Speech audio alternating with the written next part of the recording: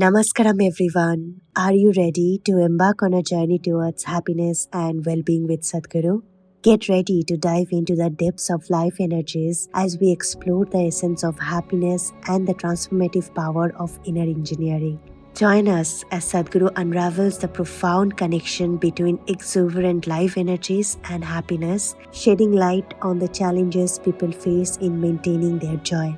Discover how inner engineering can pave the way for a profound transformation in your life, leading to a state of blissful existence. Prepare to be inspired as Sadhguru share insight into the nature of life itself, empathizing the importance of learning to ride the wave of existence, and learn how to create a joyful environment from childhood, setting a stage for a life filled with happiness and fulfillment. Let's embrace the exuberance of life together and experience the joy that awaits us. So, what is well-being?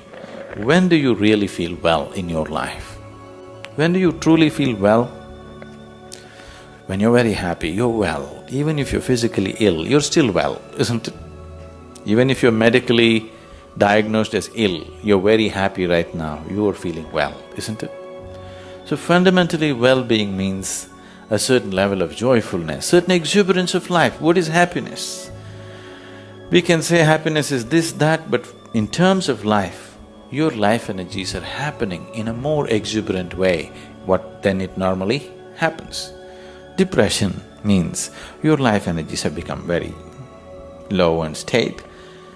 Happiness means your life energies are exuberant. There are many ways of describing happiness, but only those who are happy know what it means to be happy. There is nobody who's not been happy. Everybody's been happy, but the problem is they're not able to maintain it, that's all, isn't it? Everybody's been happy. In the last 24 hours, how many moments of joy have you known? 1, 2, 3, how many? Maybe you can count on your fingers. Many people have nothing to count. When you were 5 years of age, a child, how many moments of joy did you know in 24 hours? Lots of them, isn't it? Somebody had to make you unhappy. Now somebody has to make you happy, isn't it? The whole equation has gotten reversed somehow. All this effort of life, everything that you did, education, career, business, family, whatever you did, everything was in pursuit of happiness, is it so? Everything that humanity has done on this planet is in pursuit of happiness, is it so? In the last 100 years, we have done too much on this planet. With the use of science and technology, we have changed the very face of this planet. Today, we have the kind of comforts and conveniences that no other generation could ever even imagine. Yes? What royalty could not afford 100 years ago, today average citizens have, isn't it so? Aren't most of you driving chariots with 100, 200 horses? Yes? Even kings could not afford this. But are we any happier? We are definitely the most comfortable generation ever on this planet, is it so, physically? But are we also the most joyful generation? So it's not worked. Science and technology has brought enormous amount of comfort and convenience to our lives. Things that we could not imagine just 25 years ago are just a living reality today, isn't it? But are we any more joyful? No. And all these comforts and conveniences have not come easy, they've come at a tremendous cost to every other life on this planet. Yes? Every creature, from plant to animal to everything, including human beings, have paid an enormous price to create these comforts and conveniences, and we are not even happy. What is the point?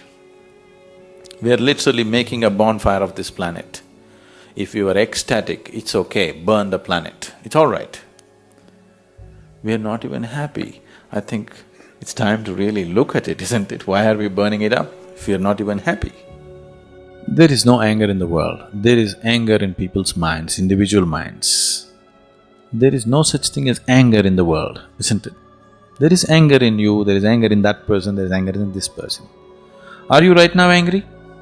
Right now you're not angry, that means there is no anger in this hall right now, isn't it? But you can get angry. You can get angry. Right now there is no anger in this hall, but you can get angry. So this is one thing that we have to see. Anger is not there. What we call as life energy, what is life? You can make this into anger, you can make this into love, you can make this into compassion, you can make it into frustration, you can make it into depression, you can make it whatever you want. The choice is yours. If you had retained the choice, if the choice was really with you, definitely you would have chosen the most pleasant thing, isn't it? Whatever is the most pleasant thing. Generally, people are talking about love, joy, blissfulness because people understand this as the most pleasant things in their life. If you had a choice about what to make yourself of right now in this moment, would you choose pleasantness or unpleasantness? Pleasantness, there's no question about that, isn't it? If I ask you, do you want to live in pleasant atmospheres or unpleasant atmospheres? Pleasantness.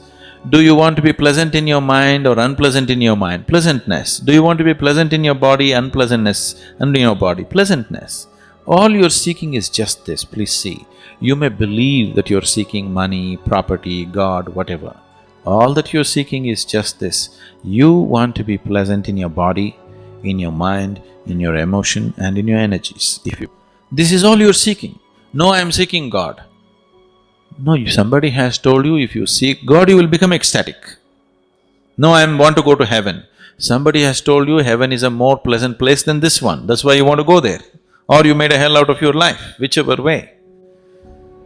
Fundamentally, you are seeking pleasantness, isn't it? Now, this same scientist, because he talked about Emerson using the word Brahma, this scientist tried to look for a word to name the word, to name the chemical which is being received by the cannabis receptors in the brain. He wanted to give a unique name and he studied every scripture on the planet to find an appropriate name. And the most beautiful thing is, no scripture on the planet, except from India, ever talks about bliss and ecstasy. Everybody talks about salvation, everybody talks about your sins being washed away, at the most peace. Nobody talks about blissfulness and ecstasy. So, he called this chemical which is produced in the body as Anandamide. You know Ananda? Anandamide. So cannabis receptors are waiting to receive Anandamide. How much Anandamide you produce in this system, that is how blissful you will be. It can't be taken… If you take it in the form of an injection, you will become an addict. But if you generate your own Anandamide, you will be blissful always. So if you're blissful, would you be angry? No. Anger… Life has found expression in the form of anger only because this life is not blissful, isn't it? If this was blissful every moment of its existence, question of anger or controlling anger or putting anger down doesn't even arise within you, isn't it?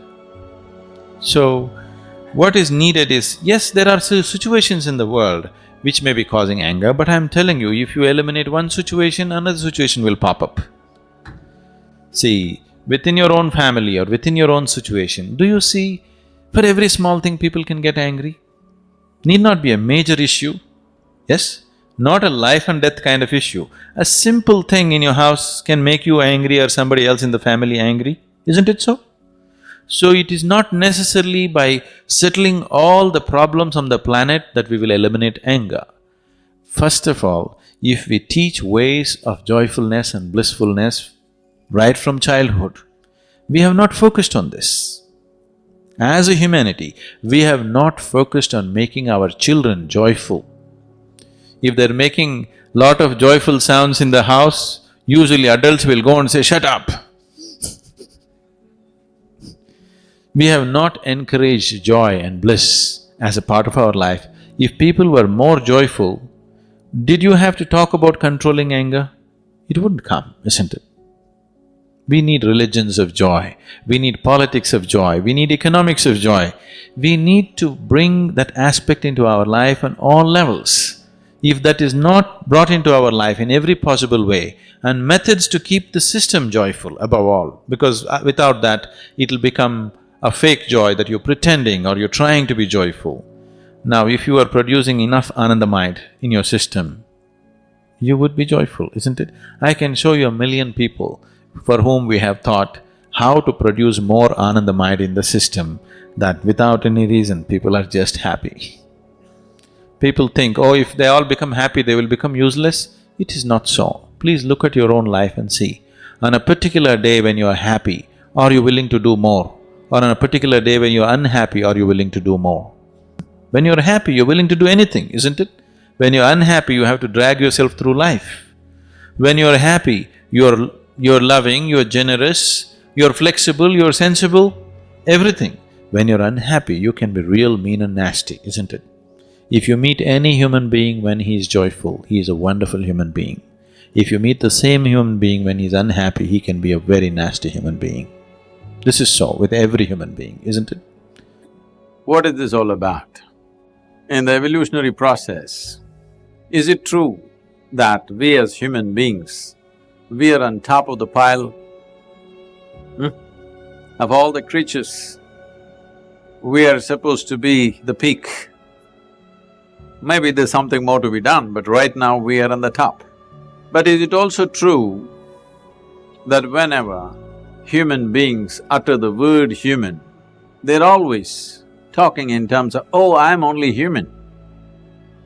The word human is always related to the limitations of being human. Very few people ever have used this word, I'm human, referring to the immensity of being human. Always the limitations of being human. So, somewhere we miss the fundamental point.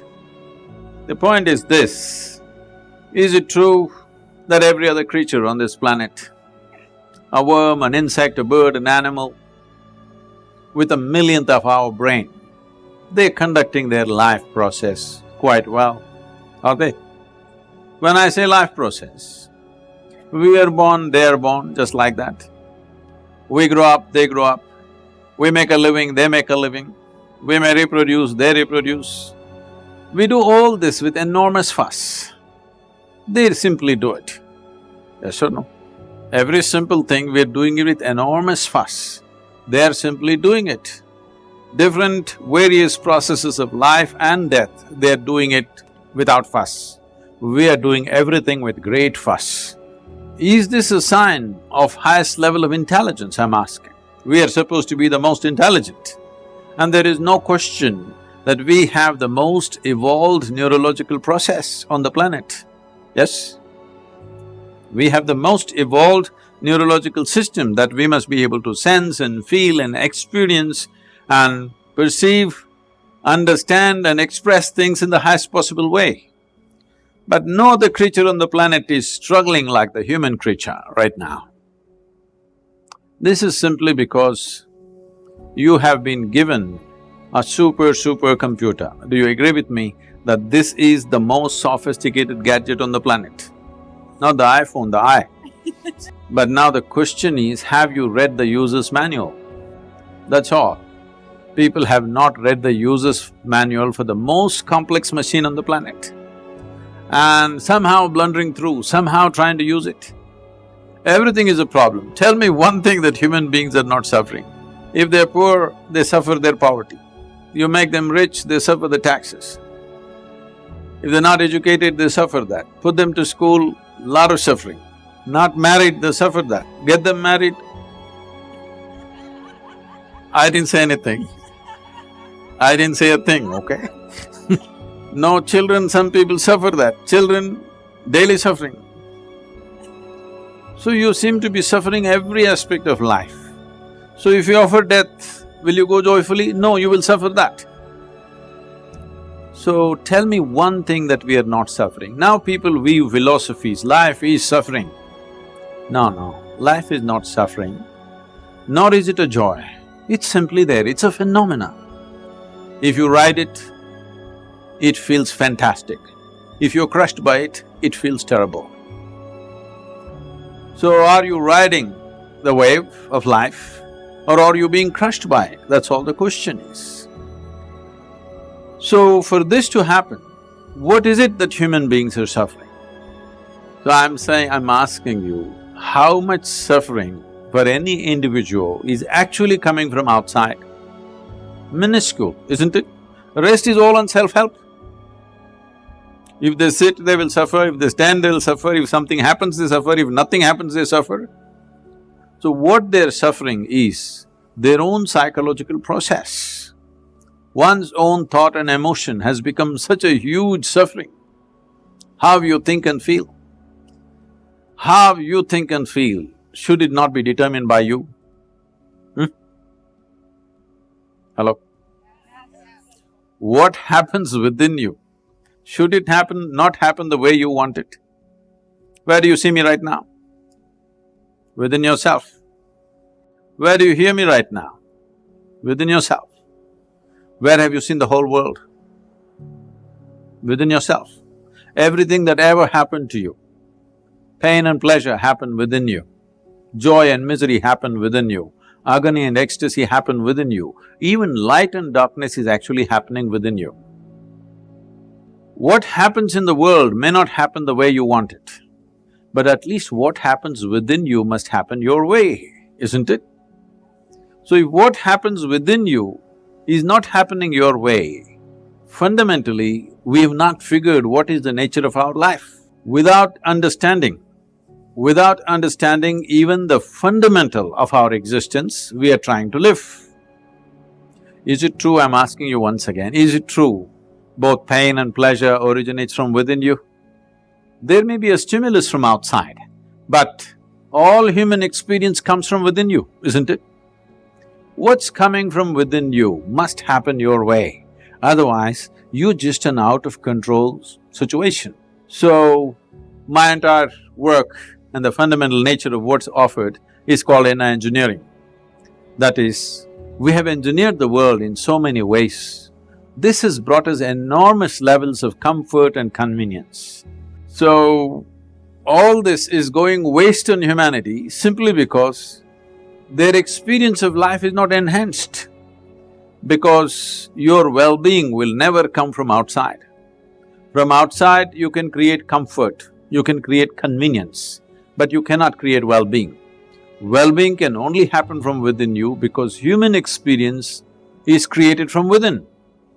Doesn't matter what is the nature of your experience, whatever it is unpleasant or pleasant, both are being made from within you.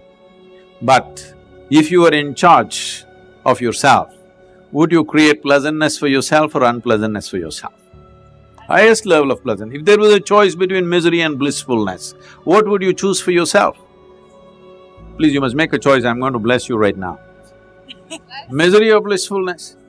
Yeah, at least for yourself, it's definitely highest level of pleasantness. What you want for your neighbor may be debatable, depending upon what they did today. But what you want for yourself is 100% clear, isn't it? Why such a simple thing is not happening?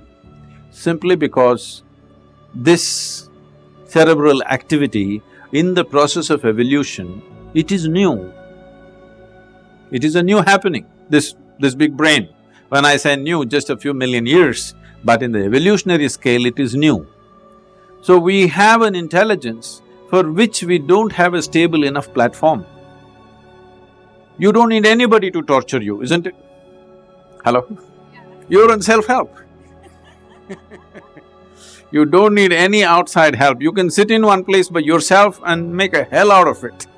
Because your own intelligence is turned against you. You can call it by many exotic names. You can call it misery, you can call it depression, you can call it by variety of diagnosis. But essentially, your intelligence has turned against you. Once your intelligence turns against you, nobody, no power in the universe is going to save you. Because wherever we take you, you will be miserable. Some people are thinking one day they will go to heaven and they will be all right. I'm asking you, do you have any proof that you are not already in heaven and messing it up? Do you have any proof? No. Maybe you're already in heaven and making a mess out of it. Because if you have an out-of-control mind, no matter where you're taken, you will make a mess out of it, isn't it? Just imagine 100 years ago, how people lived in this same place. and how you're living, is there any damn thing to complain about in comparison? Hello? Oh, but we are whining like crazy, huh? We are whining like nobody else on the planet. So the problem is not of the outside. Outside situations are there. Some situations will go the way we want, some will not go. That's how it is. Even if you're just two people in the family, does everything happen just the way you want it? No, that can never happen. Outside will never happen 100% the way you want it. We can manage it to some extent. But at least what happens within you must happen the way you want it. If right now what happened within you was happening the way you wanted, would you keep yourself at the highest level of pleasantness or no? That's all that happened to him. Even though death confronted, it didn't matter because what's happening within you is happening the way you want it. No magic, just engineering. As we come to the end of this profound discussion, I want you to take a moment to reflect on what you have just heard. Sadhguru's insight into the nature of happiness and well-being are truly transformative. Remember, life is not just about the absence of suffering, but about embracing the fullness of every moment. It's about riding the wave of life with exuberance and joy. And Sadhguru has shown us that it's not only possible but essential for our well-being. As you go about your days, think about how you can apply these teachings to your own life, how you can maintain the sense of joy and happiness regardless of your external circumstances. It's surely a journey, and we are here to support you every step of the way. Thank you for joining us today, and we look forward to sharing more wisdom and insight with you. Stay tuned for a more transformative content from Sadhguru on our channel. Namaskaram.